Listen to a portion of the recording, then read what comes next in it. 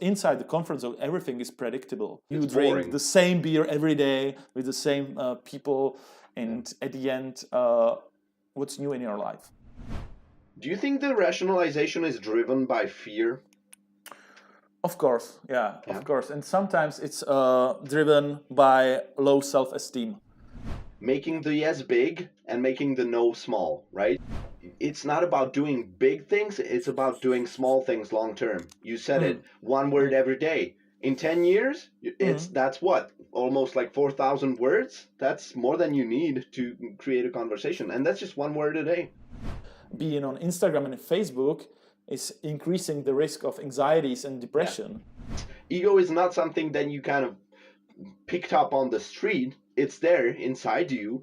But the problem is that ego is being fed to us. Jimmy, look at Mary. She's so much better. Her grades are so much better than yours. Why aren't you more like Mary? Goals are not the key of success. What is key to success is to do something that you enjoy. And when you enjoy the process, then you are already successful. Forget about the fear, do it, and then you find out that there's no fear in the place. It's your own race. You're the only one in it. Technically, it's not a race, right? You're the only person there. So there's nobody to beat. The people that are further along the road should help those that are stuck in a rut. So I hope that this podcast is doing exactly that. Yo, what's up, podcast? This is Kuba. I hope you'll enjoy this episode as much as I did. We had so much fun discussing deep topics such as the courage to make a change or to take action, the fear that's stopping us from doing, finding your passion in doing things, and lots of other stuff as you're gonna hear. This podcast is brought to you by blabu.com. That's BLABU.com. An online platform where you can practice English with native speakers anywhere and anytime. 15-minute talks, no schedules, no commitment, no textbook, no problems. And it's also available on your phone. Just pick a tutor you like and focus on the English you want to improve. I've used this platform several times with my students, and I would like to encourage you to try it as well, especially if you want to break the fear of speaking English with native speakers. And also, the first call is free, you guys. Additionally, like that's not enough, right? I'll give you 2 different codes. Doesn't matter which one you use, and you can apply these codes to get a 25% bonus on your first purchase. Okay, so one code's Kuba, Kuba, that's me, some of you know me, and the other one is Peter, that's Petr, no E, okay, Petr. Alright, so yeah, go ahead and try Blabu today. Alright, let's get into the podcast.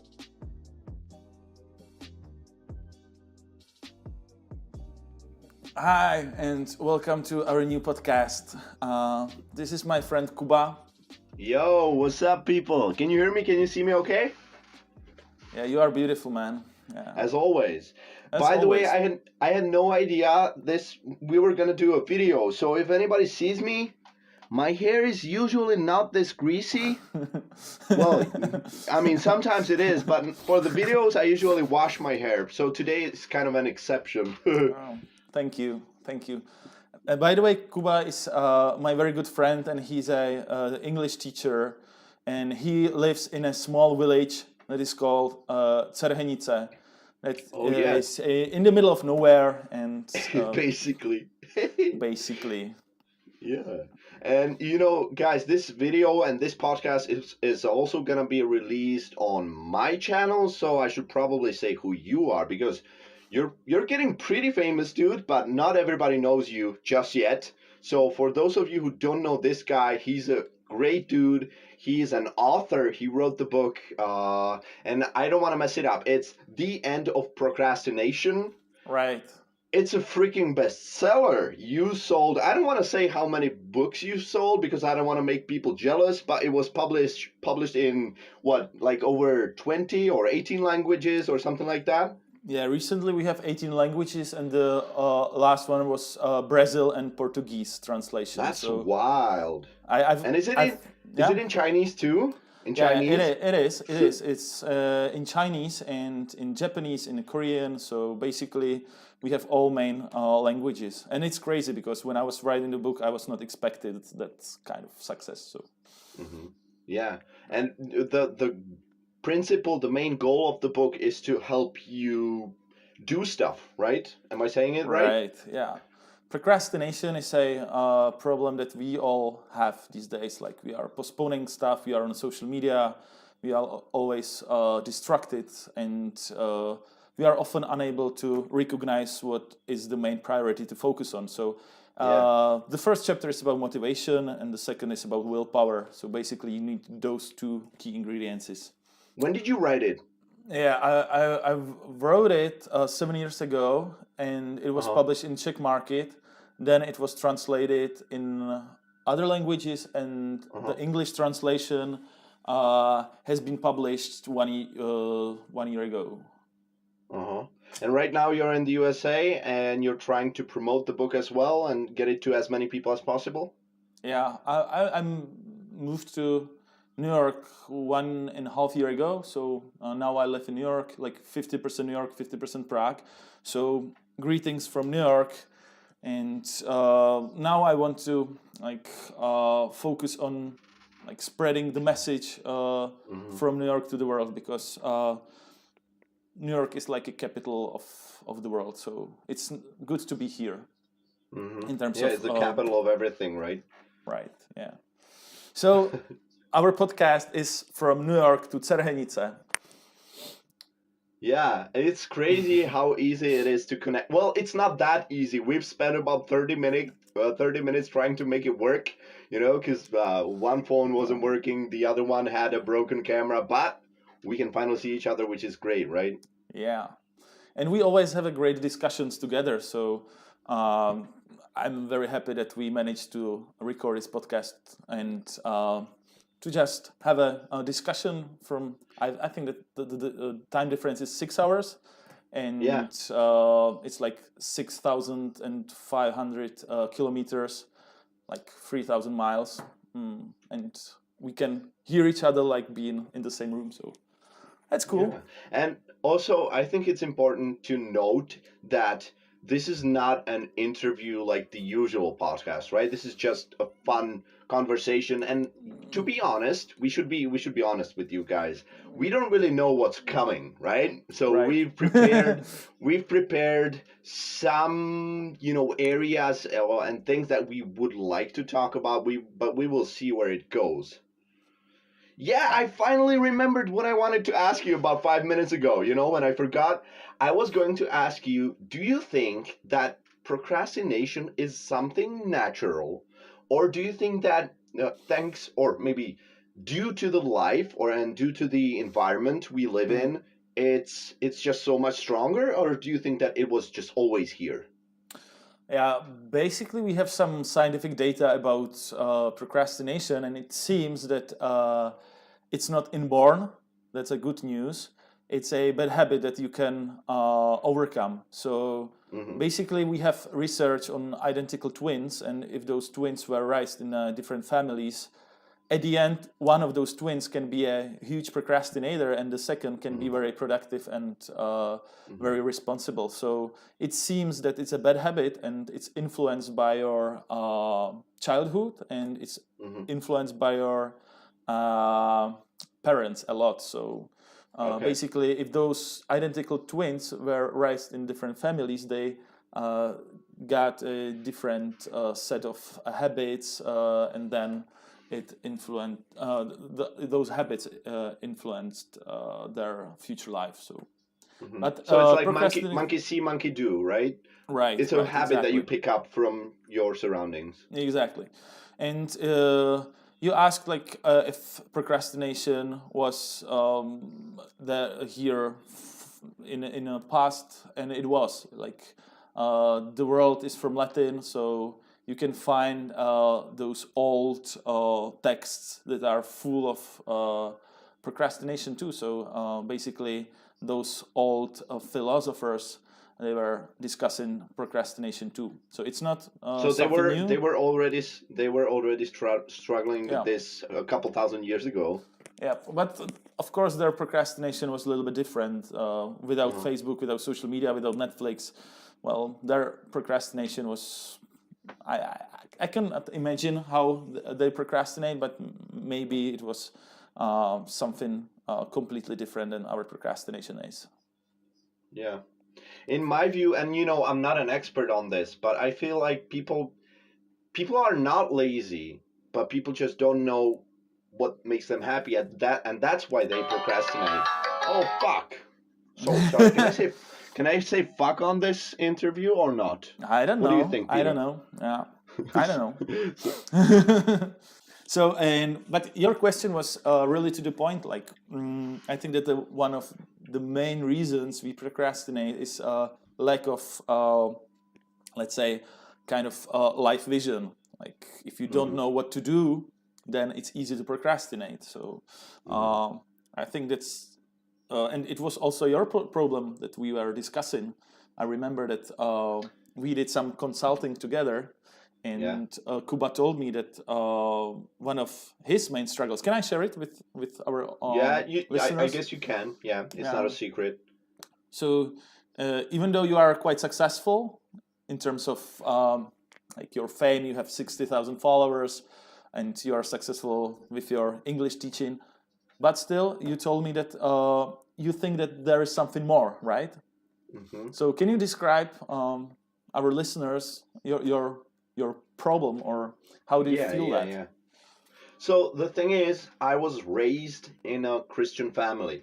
I guess people from all around the world might listen to this, and it's normal in the US to live in a Christian family, but where I come from, about less than 20% of people are Christian, right? In the Czech Republic, or right. Something about I think that we are in top 3 atheist countries in the world. So yeah. So anyway, the point is, being raised a Christian means that you have the strongest sense of, a mission. Your life is just one gigantic mission. It serves a purpose. It has meaning. It's all, it's like a puzzle that's just completed, and and you're fine. But once if you realize that's not the way you want to go, if you say Christianity is not for me, then it makes you feel kind of empty, because if you see, I don't want to say if you see through it, because I don't want to offend anybody who's Christian, but that's how I felt, right? I realized that it wasn't for me. I saw plenty of things that didn't add up.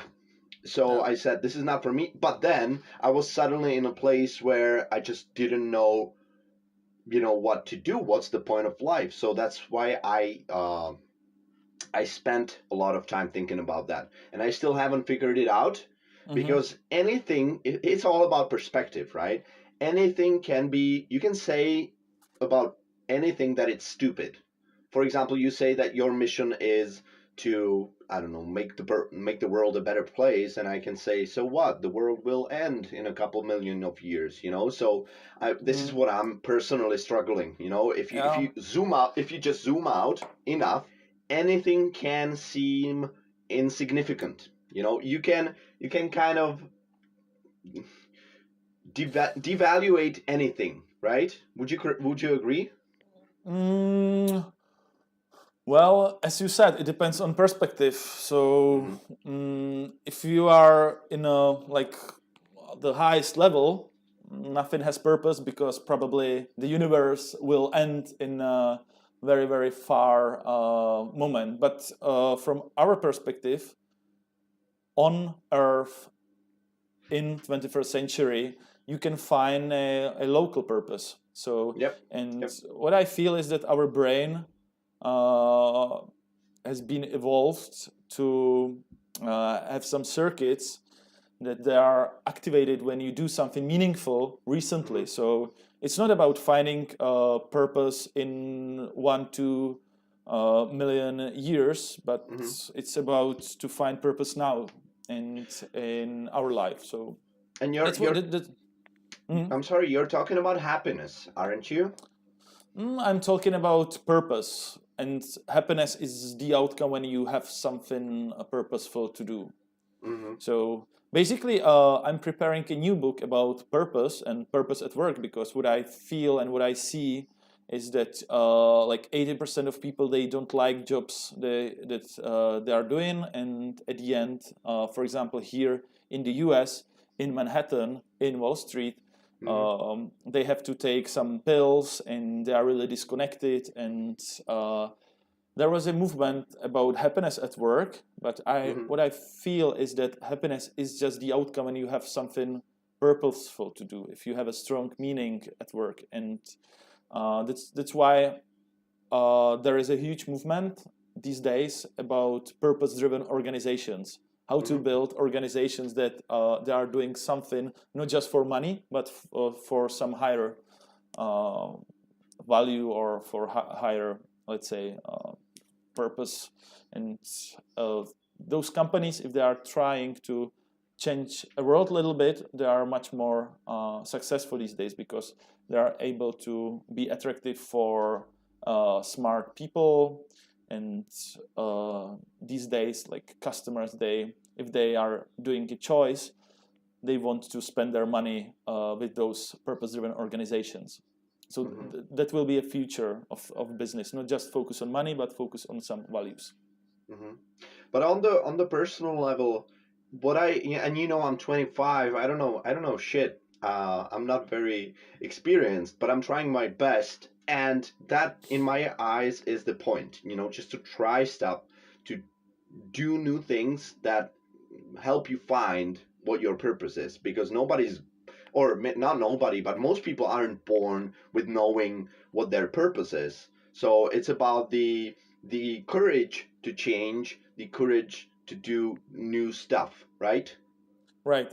In the beginning, like you can read those motivational quotes like "follow your dreams" or Mm-hmm. "follow your passion," but in the beginning, you don't have a dream, you don't have a strong passion. So in the beginning, is as Mm-hmm. you said, it's about trying new things. It's about have a courage to try new habits. For example, for me, when I was 20 years old, I started my first business, and it was in a very different field, but still it was something.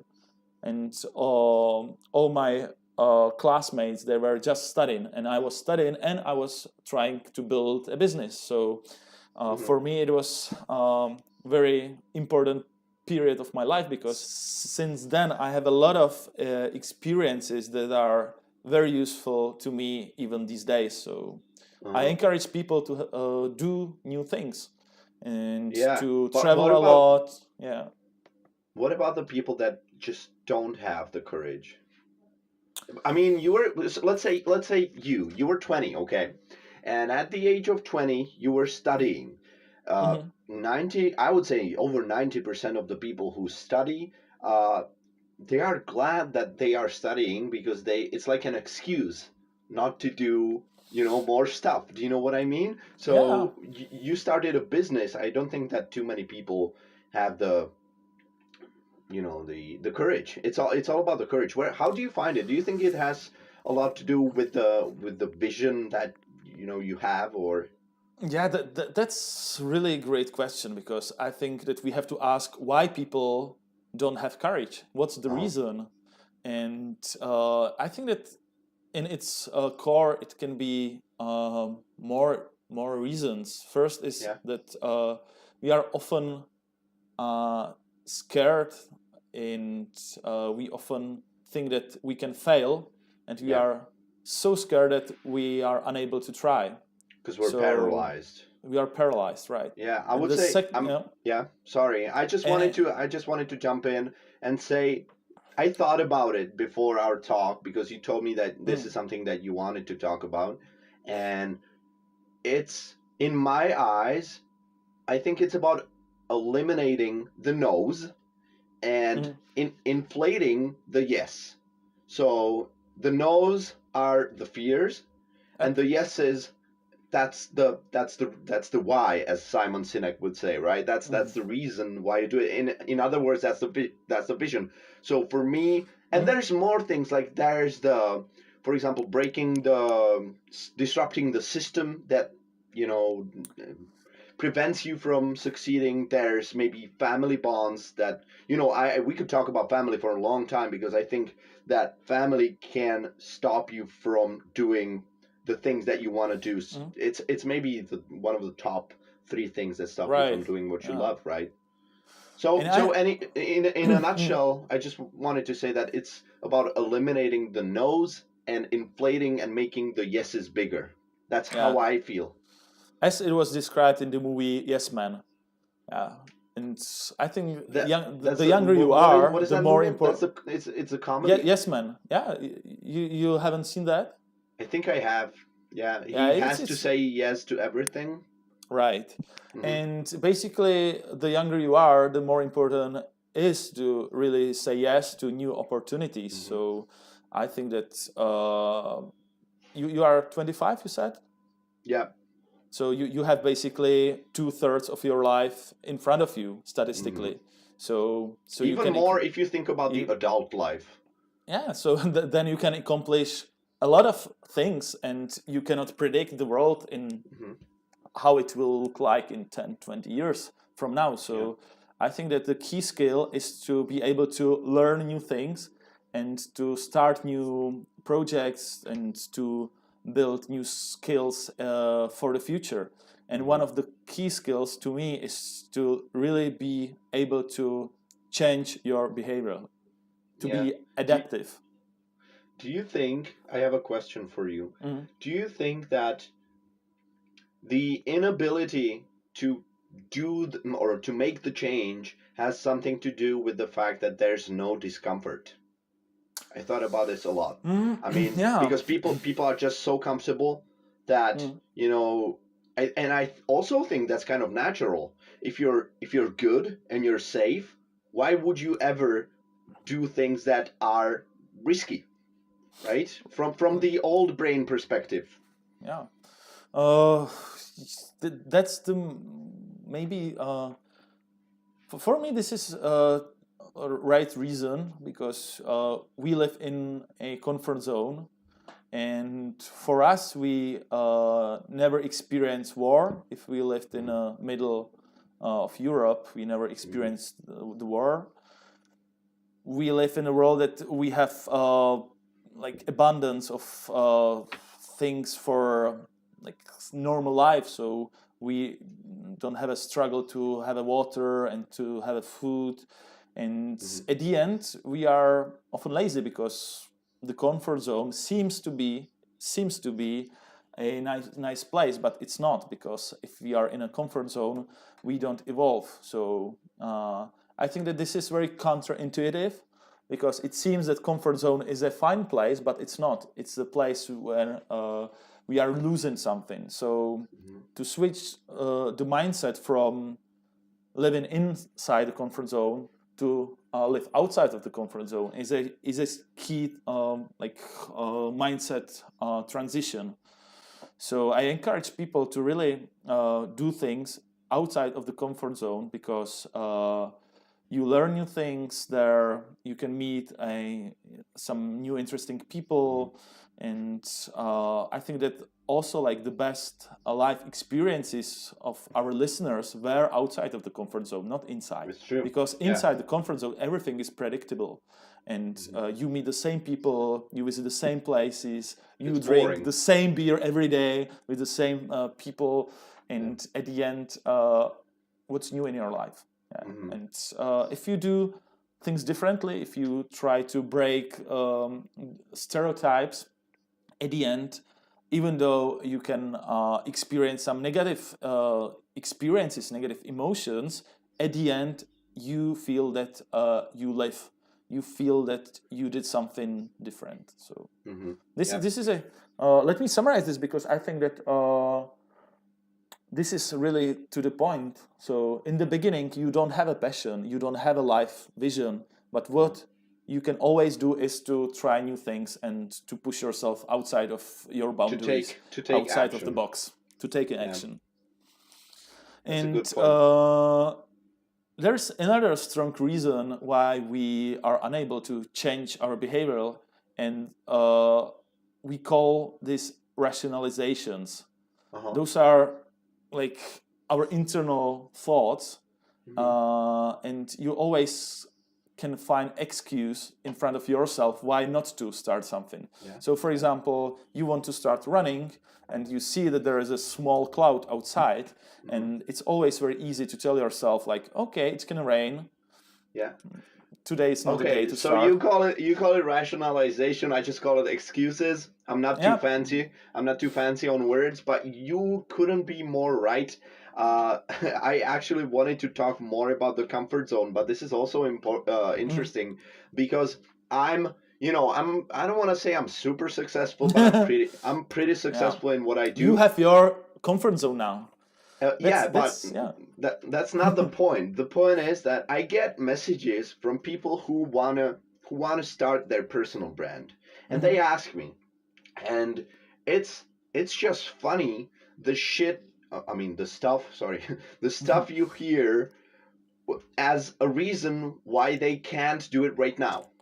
And it's laughable once you get past once you kind of awaken and realize that it's rationalization, it's excuses, and the people say that I don't have the money to get the right camera, or I mean it was never easier than it is today.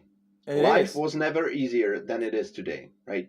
For example, we are recording this podcast on our cell phones with the cheapest iPhone headphones. So Yeah, and I don't even have a camera holder. It's a case. I put it on a case. So yeah. Do you think the rationalization is driven by fear? Of course, yeah, of Yeah. course. And sometimes it's driven by low self-esteem.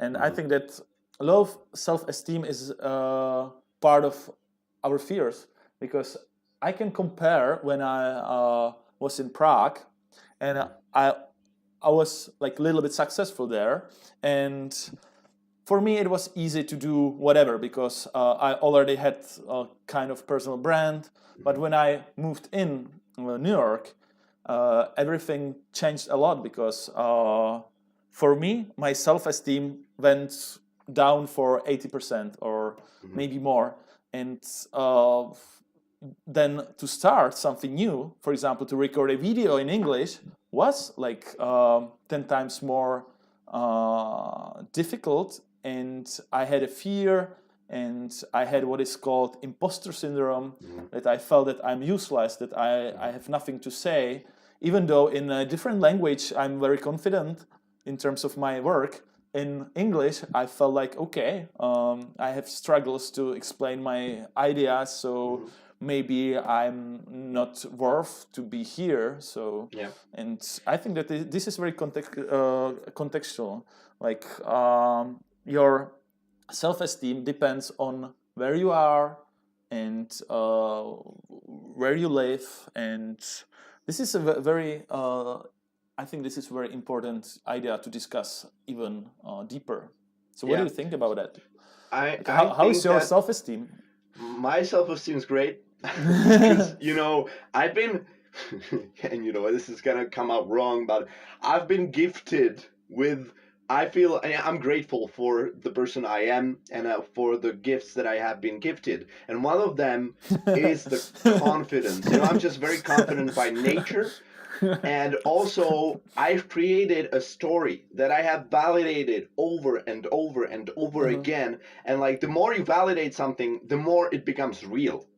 And the same goes with the opposite direction. So I would like to say that there's two kinds of low self-esteem. The one that you described with yourself, I would say is, let me find the right words, based on reality, because it was real, because you came in New York and you found out, whoa, maybe I'm not the best guy in the world.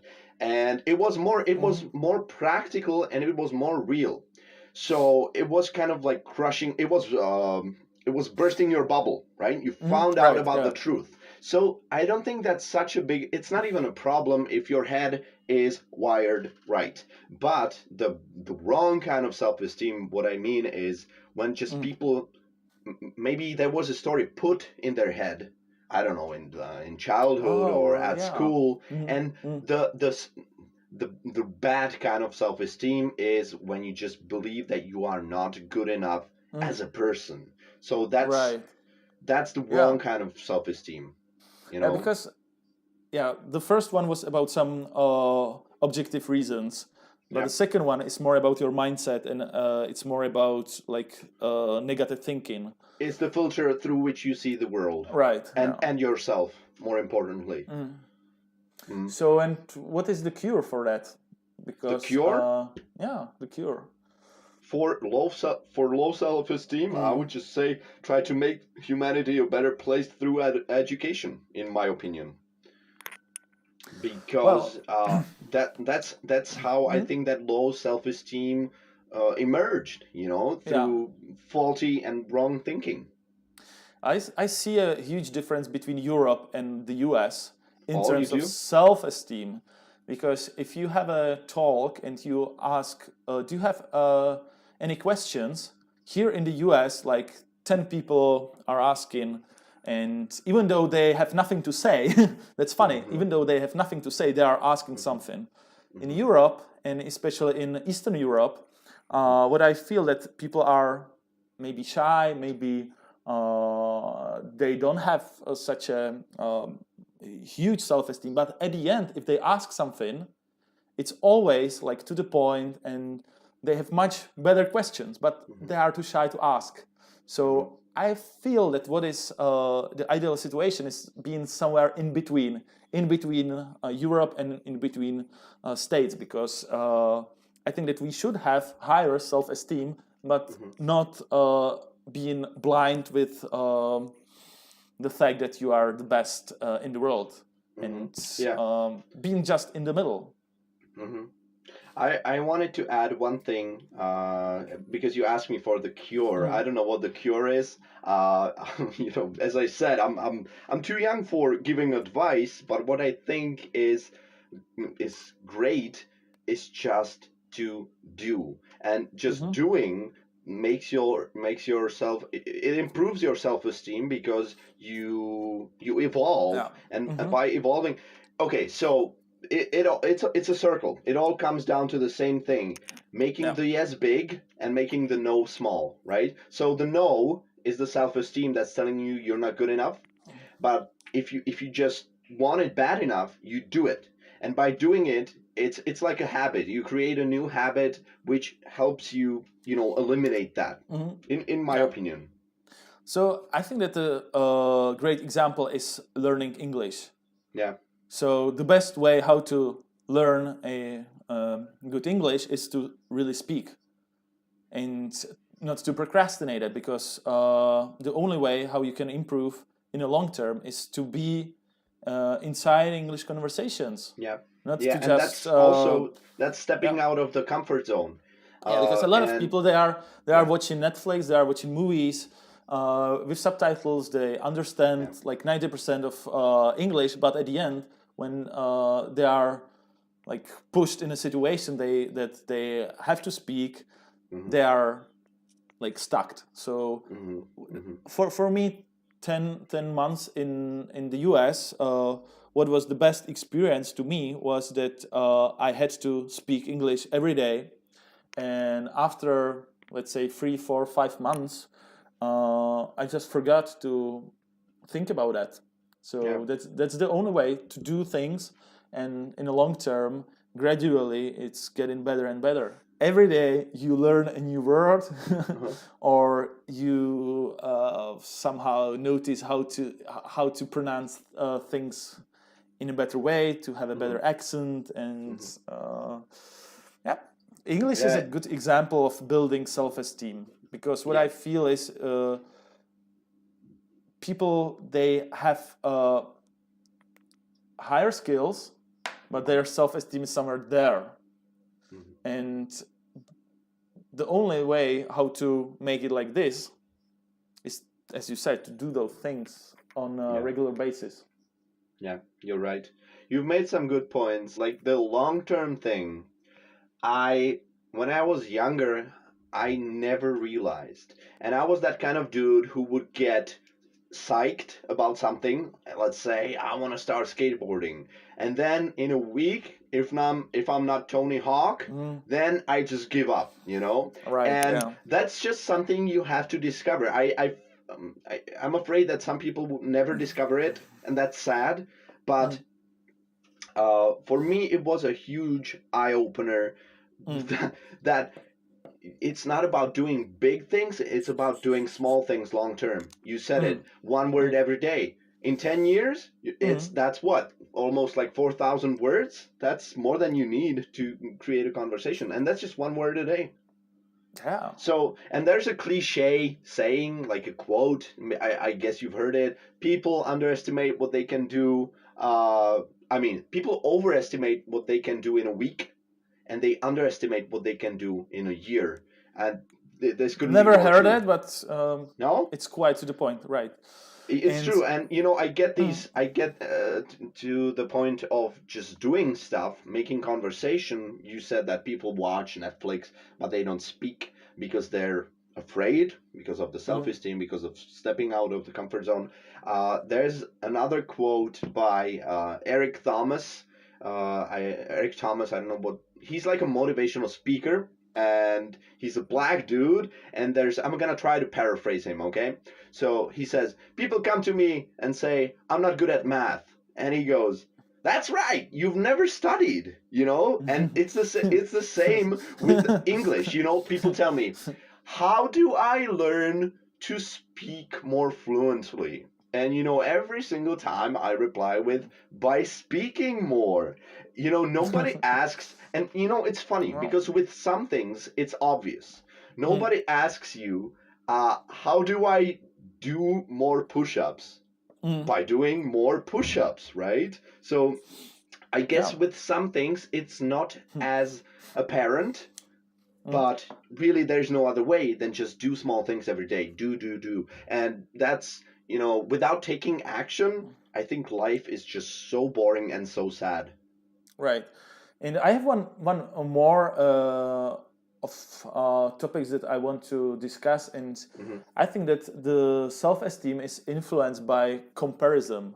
Like these days in 21st century, it's very easy to compare. For example, when I was 16, I told myself to learn to play electric guitar, and I played 3 hours every day, Hmm. but in that time I had no internet, so Hmm.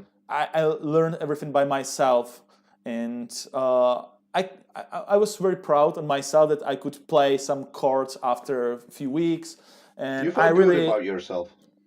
and right, and I enjoy the process a lot. Hmm. But Hmm.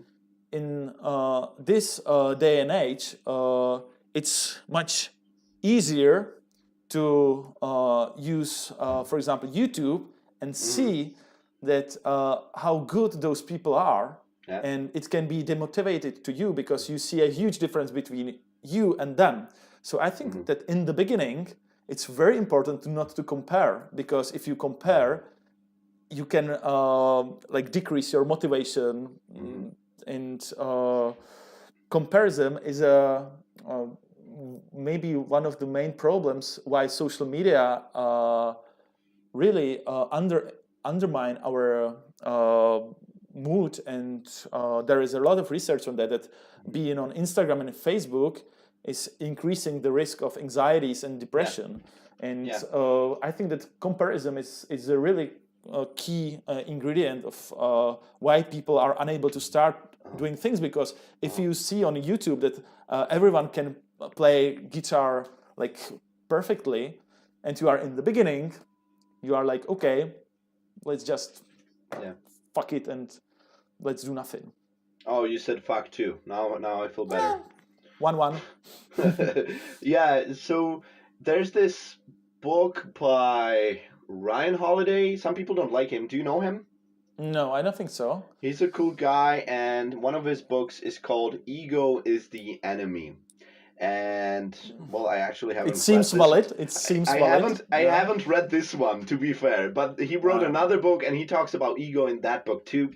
And well, I feel it's connected. You know, whatever you want to call it, ego, I call it the sense of self-importance. That's what I like to call it, because because people say I'm egoistic they say that I am egoistic, but I'm just confident. There's a big difference, right? So it's important to know what ego really is. And one of those big no-nos, as they say in English, is the need to compare, and it's in us. Ego is not something that you kind of picked up on the street. It's there inside you, but the problem is that ego is being fed to us in the system. You know, education. It says, you know, hey, Jimmy, look at Mary. She's so much better. Her grades are so much better than yours. Why aren't you more like Mary? You know, so and you know, who hasn't experienced this? So, and again, if you do something wrong, the kids compare you. The parents compare you with the better kids. But you know, if you do something good, they again compare you with the kids that are worse than you. So it's being fed to us all the time, the whole childhood. So I guess that's one of the reasons why we like to compare. But that's just my theory. I don't know. Right. I definitely agree that unhealthy ego, like as you said, like kind of self-importance. What I feel is that people they often get is when they are insecure. So yeah. So it has a lot to do with confidence. I don't know what is because the arrow is in both directions. So the bigger the ego is, the more you compare yourself with others, and the more you compare yourself with others, the bigger your ego is. So and it's, the lower it's a yourself, feedback loop. Yes. And the lower the confidence gets, right? The more you compare yourself, the lower the confidence, hence the higher the ego. So it's a vicious circle. Yeah, and how to break this circle? In my life experience, it's not to compare and to have your own niche, to do something that is that unique that it's very difficult to compare. So and also I think that it's up to the people who have accomplished or who have broken out of that to tell the people who are still in that vicious circle. It's just like you pat them on the shoulder and you say, hey dude, this thing that you're doing, not so great. Maybe you should think about not comparing yourself, you know? So it's about education again, and just teaching others. The people that are further along the road should help those that are stuck in a rut. So I hope that this podcast is doing exactly that. I hope I hope so too. Some of our listeners, they are now thinking about their life and how to improve that. And I really think not to compare, have courage to try new things, say yes to new opportunities, and to somehow melting your ego.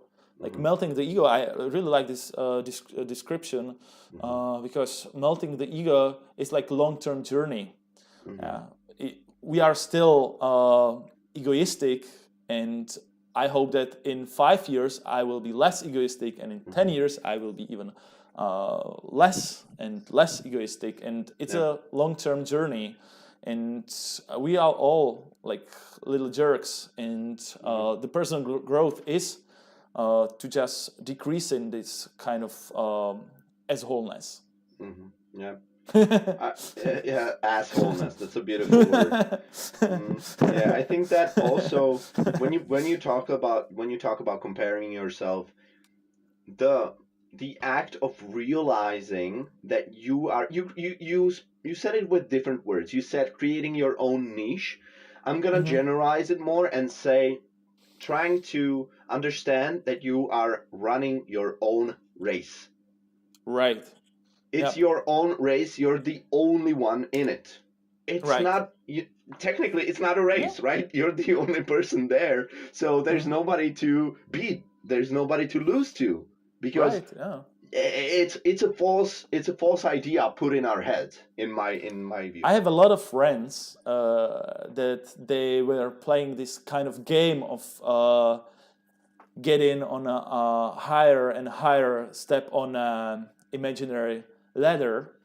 And even though they are completely the most successful people maybe around the world, they accomplish the best universities, they are on managing positions in big corporations. At the end, their bank accounts are fuller than you could imagine, right? Right. You feel something empty there. Like they feel that even though they reach the top, there's nothing there. So because they play the game wrong. They play the game wrong. If you play the game wrong, then you can't win. You think you can, but you never do, because they climb in my opinion, they climb the ladder for the wrong reasons. Right, exactly. And we can see this on social media too. Like people are comparing themselves in terms of followers. So if you have 1,000 followers, then you want to have 5,000. If you have 5,000, you want to have 10,000, and so on and so on. And at the end, like even though you have a lot of followers, you always can find someone who has more followers than you do, or you are afraid that you will lose your position. So even though you are successful, you are not successful. So as you said, you play the game with the wrong rules. So this is something that I know you talk about your book, right? In also in different words. So you're speaking about the dopamine from reaching a point, right? So the dopamine is the high from cocaine, right? And you get it, but you want more. Right. And the right way to do it is to enjoy the climb on the ladder. So that's the best way to do it. Good boy. Yeah, you really read the book. You know, I wanted to read the whole book, but I procrastinated on it, so I never finished reading it. Yeah, this is in a second chapter. So, but yeah, you're right.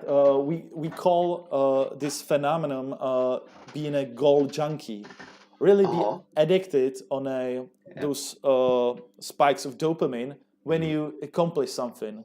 So if you accomplish to have 10,000 followers, of course you get a dopamine spike, but you want more.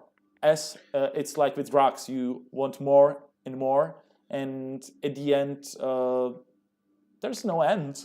Yeah, and also you don't just want more. You need more to get the same amount of dopamine, right? Exactly. That's the problem.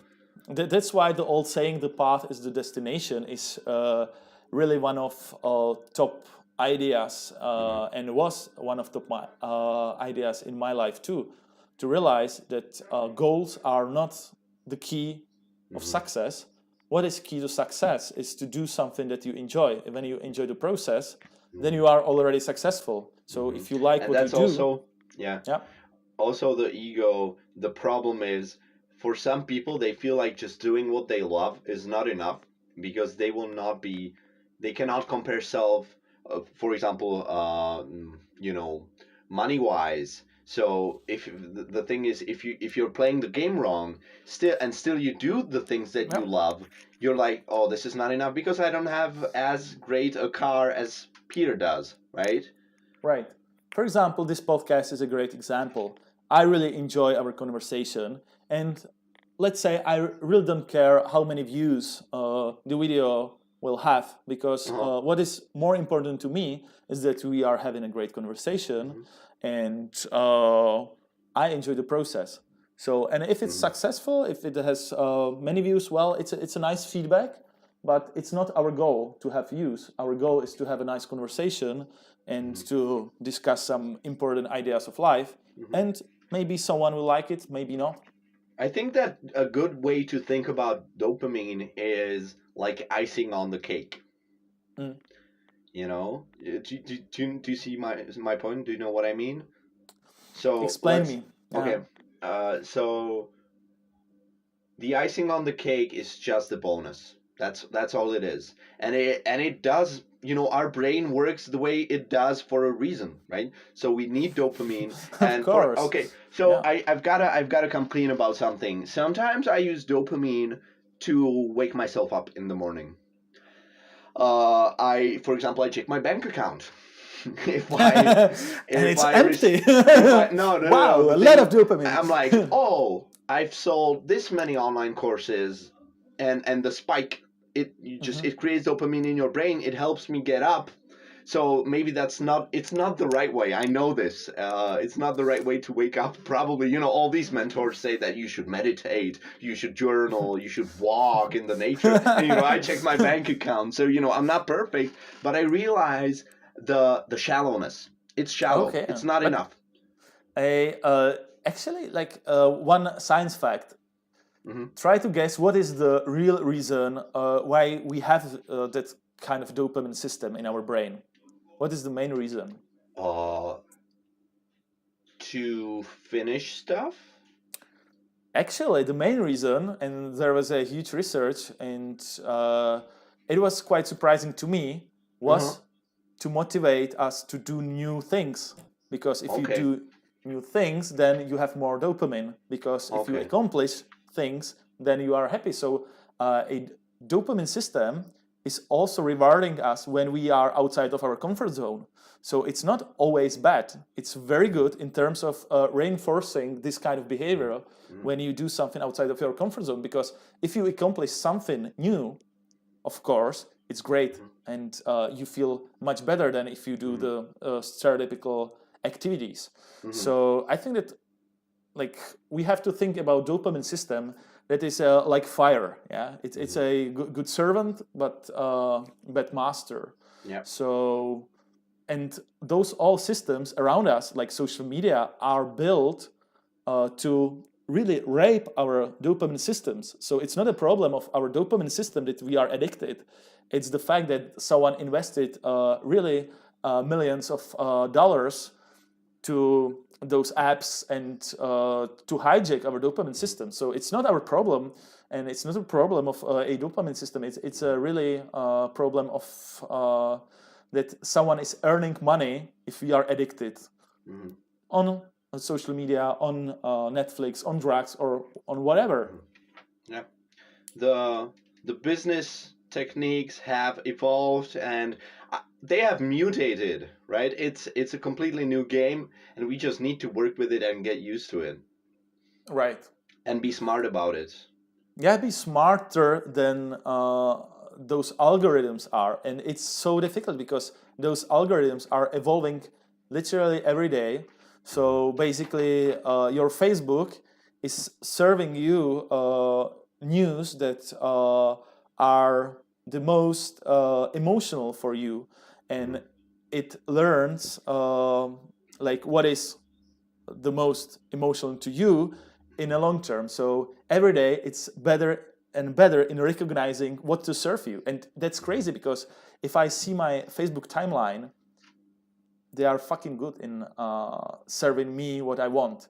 So the only cure of that in my life is to uninstall Facebook for 5 days, 1 week, and to break those dopamine addiction cycles. And you do that? Yeah, yeah. I haven't done that in a long time. I've been posting every day for 2 years. But yeah, it's part of your business, so it's very Yeah. difficult to get a cold turkey if you are like Uh-huh.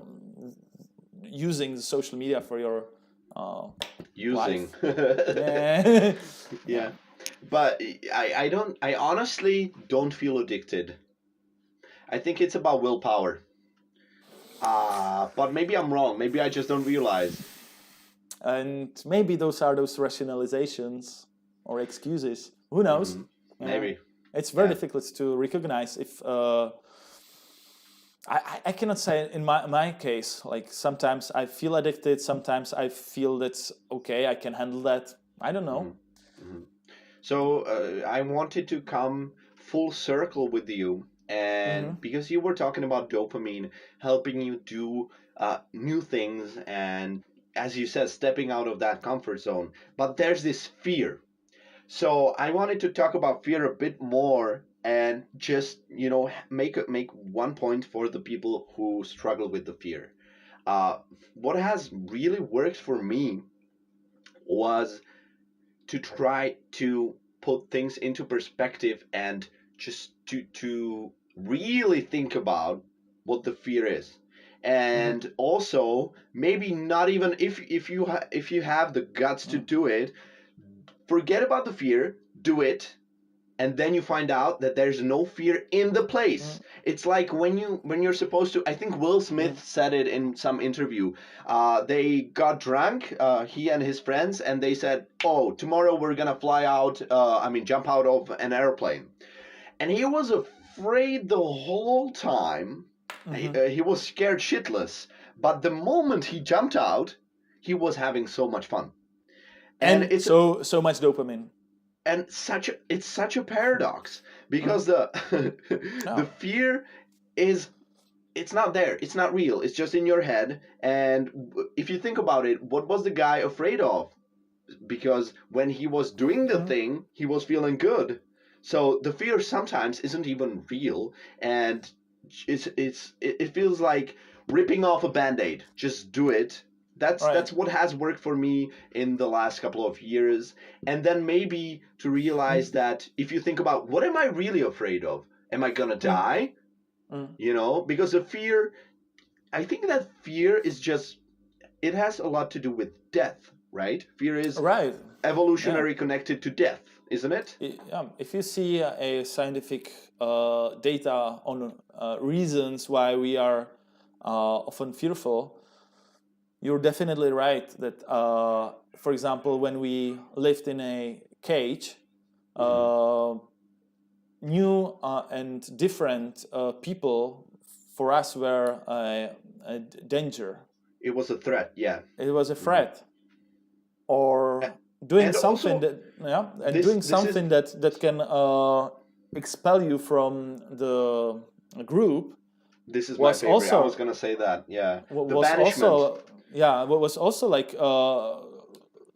threat in your life in a very important manner. But these days, those things are not that dangerous, but we still have those brain circles. So, for example, to speak up in front of 100 people, for many people is a real pain. But why we have such a fear? Because of evolution. So we have to understand that the brain was evolved in very different environment, and we have to understand irrationality of those circuits. And for me, this helps me to really step out and do things, because I think, okay, I have a fear, but my fear is very irrational, so just ignore it. Yeah, I think that, as you said, understanding the fear is the key to working with it. And it's so, to me, again, it's laughable, because I feel like I've overcome the hurdle, I've overcome the obstacle. But I can see so many people, let's say, being scared shitless of embarrassment. And it's completely irrational, because nobody's gonna banish you from the social group. You're not going to get, the state isn't gonna kick you out. You're not gonna die. But the fear is still in the brain, and it's as real as it was. I would say the brain sees it the same way it used to see banishment 50,000 years ago, when it actually meant death. Right? So the brain didn't have the time to change, because the world we live in, it's just, sometimes I think about it, I don't even get it. How fast things changed, and we didn't have the time. We have the same brain as they had 2,000-3,000 years ago. So my point is, we didn't have the time to adapt brain-wise. What I hope for is that we just can handle it. We, the primates, the apes, can handle it somehow. Sometimes I'm afraid when I look around. Sometimes I'm afraid we won't handle it. but let's hope we will. Yeah, I'm very positive in terms of future, Yeah, you are. but we have to do something for that, and I think that we should start in families, at schools, to really change the thing how we learn new things, and Yeah. we should encourage kids and young people to live those values that we described, Yeah. like to have a courage to say yes, to not to compare, to understand that even though you are the most successful, it doesn't mean that you are the happiest guy in the room, Yep. and so on. So I think that we should have a subject at schools about personal development, like really evidence-based, scientific approach, how to build a strong personality, how to be able to work on yourself during your whole life, because that's the only way how to survive. So I'm optimistic, but we should do a major changes in our educational system. Okay, Peter, how about this? We'll call again next week, and this is something that we could talk about, because education, don't even get me started on this, because I teach and I can see all kinds of things that are wrong with the system, but that's another topic, that's another talk. So I gotta come clean. I am going out in a couple of minutes, and I'm gonna go drinking. So Okay. I'm gonna have some beers with the family. As And usual. as usual, yeah. And I would like just to wrap things up. So most importantly, I want to thank you for all of your insights, because I think you have a lot to say. For all of my listeners, if you're not following Peter on the internets, you should. His name is Petr Ludwig with a W, right? Ludwig. Petrludwig. You gotta spell it for the Americans, right? Petrludwig. Good. So yeah, is there anything that you'd like to say, Peter? I want to say that I really enjoyed our first podcast, so I'm very happy that we had the courage to try something new, even though it's not in our mother tongue, and we are like in a very different places.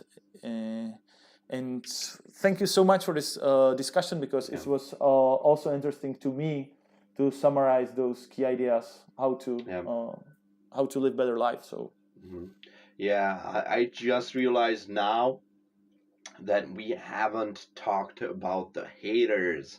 I think that we should definitely talk about it the next time, because they are connected. They are connected to the fear. I just realized when you said that we had the courage to do something new. I think that right now it's one of the biggest reasons why people are afraid. And what I can tell you right now, fuck the haters. Seriously, so it frees you. It's like breaking the chains if you don't give a shit. So that's my final thought. That's my final idea. So please, share our video, comment it, and fuck don't the hate haters. it. Yeah.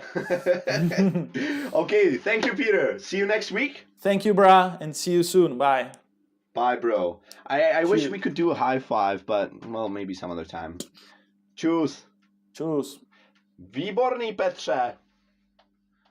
Já myslím, že super, akorát...